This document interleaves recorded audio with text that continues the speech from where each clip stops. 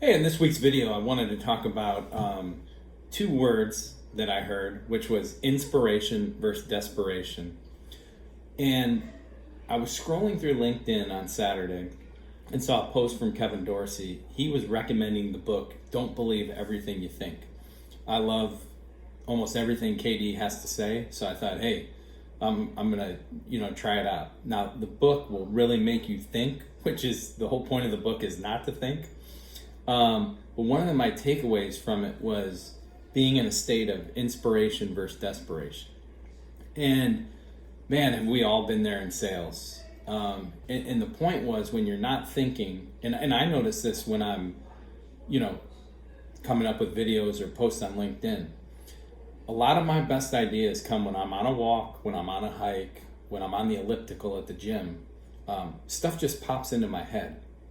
And you're kind of in this point of inspiration. You're not even thinking about it. It pops into your head, then that leads to something else, and then that leads to something else. What I notice from desperation is when I'm in front of my computer screen trying to come up with an idea, that's where I struggle and I start to get desperate. I start to get frustrated. And like all things, I always relate this back to sales management because that's who I coach, that's what I live, that's what I talk about. And anybody that's been in sales, they've all had good runs. Their team has had good runs. Sometimes you can't do anything wrong. Confidence is up, deals are up, everything's going right. That's when it's easy.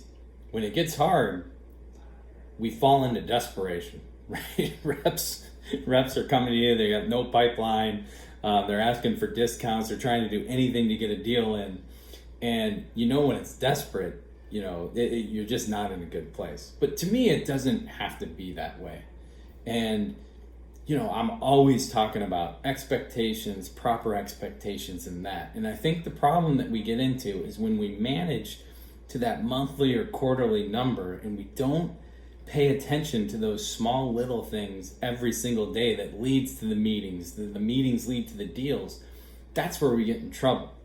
And it was funny. I was in a call yesterday with a manager and this one rep's driving him nuts. And as we talked about it, he goes, I don't want to talk about this long because I know you don't like talking about the mess.